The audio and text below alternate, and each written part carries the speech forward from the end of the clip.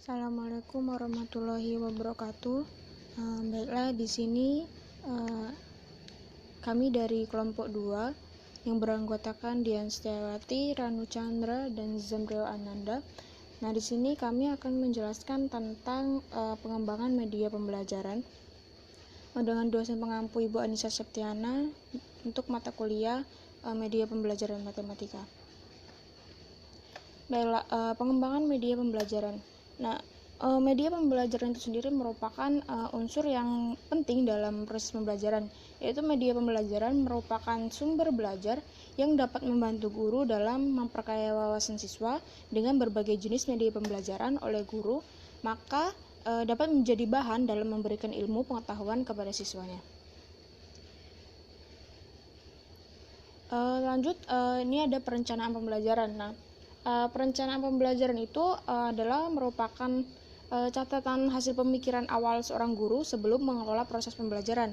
Nah, perencanaan pembelajaran ini merupakan persiapan mengajar yang berisi hal-hal yang perlu atau harus dilakukan oleh guru dan siswa dalam melaksanakan kegiatan pembelajaran, misalnya antara lain meliputi unsur-unsur seperti pemilihan materi, metode, media, dan alat untuk evaluasi.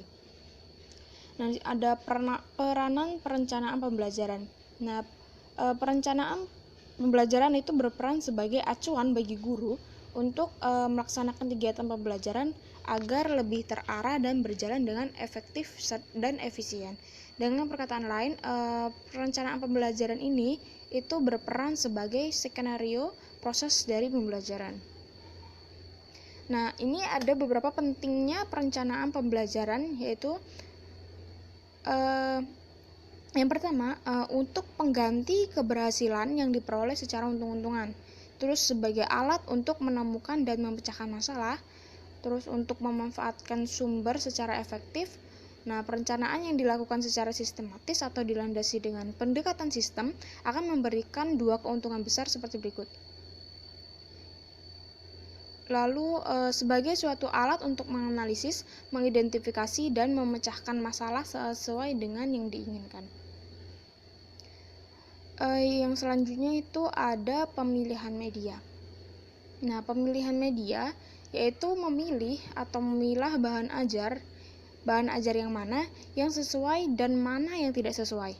Nah, dalam pemilihan kita harus memperhatikan beberapa faktor ya, yaitu yang pertama dana atau materialnya, terus materi pelajarannya, peserta didiknya, terus jenis-jenis medianya yang akan digunakan, kriteria pemilihan medianya, kesesuaian, terus tingkat kesulitan, biaya dan ketersediaan, terus yang terakhir adalah kualitas tekniknya.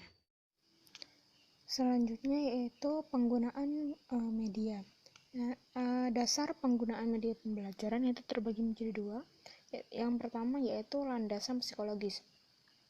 Nah, pada umumnya kedudukan media pembelajaran itu berfungsi sebagai alat perantara atau alat pengatur pesan dalam kegiatan pembelajaran, yaitu memberikan stimulus kepada siswa agar siswa memahami materi yang disampaikan oleh guru dari konsep-konsep yang masih abstrak menjadi gambaran yang lebih konkret.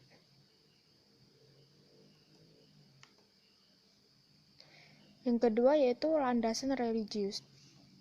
Manusia itu mempunyai potensi untuk berkembang dengan dimilikinya pendengaran, penglihatan, dan hati atau pikiran.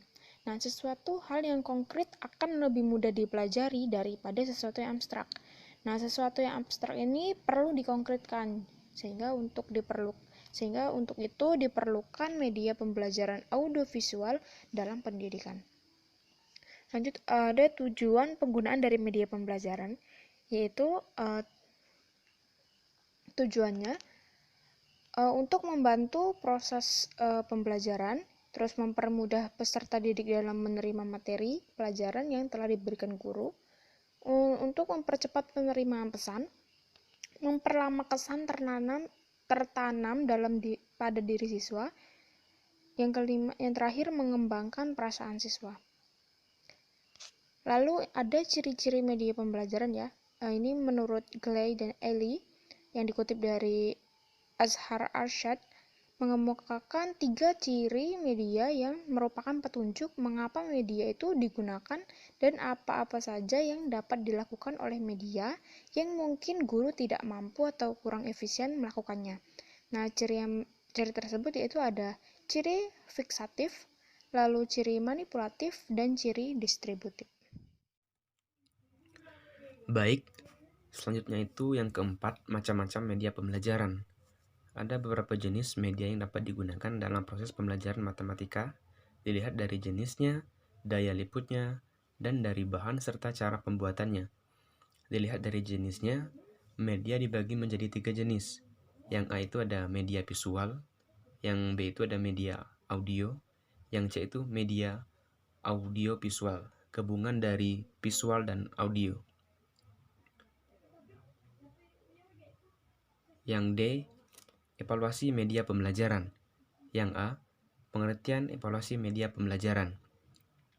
Dalam Undang-Undang Republik Indonesia Nomor 20 Tahun 2003 tentang Sistem Pendidikan Nasional menjelaskan bahwa evaluasi pendidikan adalah kegiatan pengendalian, penjaminan, dan penetapan mutu pendidikan terhadap berbagai komponen pendidikan pada setiap jalur, jenjang, dan jenis pendidikan sebagai bentuk pertanggungjawaban penyelenggaraan pendidikan.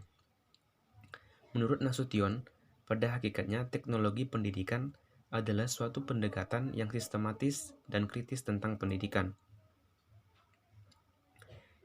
Yang B itu ada model evaluasi media pembelajaran. Model evaluasi media pembelajaran ini menggunakan evaluasi formatif yang bertujuan untuk menentukan apa yang harus ditingkatkan atau direvisi agar produk menjadi lebih sistematik, efektif, dan efisien. Evaluasi formatif sendiri dikembangkan oleh Michael Scriven. Menurut Scriven, pada tahun 1991, evaluasi formatif adalah suatu evaluasi yang biasanya dilakukan ketika suatu produk atau media pembelajaran tertentu sedang dikembangkan dan biasanya lebih dari sekali dengan tujuan untuk memperbaiki. Yang C, tahapan evaluasi media pembelajaran.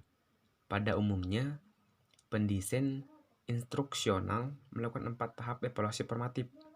Menurut M. Atwi Suparman yaitu yang pertama, review oleh ahli di luar tim pendesain instruksional. Yang kedua, evaluasi satu-satu. Yang ketiga, evaluasi kelompok kecil. Dan yang keempat, uji coba lapangan. Mungkin itu saja penjelasan dari kelompok kami. Saya akhiri. Wassalamualaikum warahmatullahi wabarakatuh.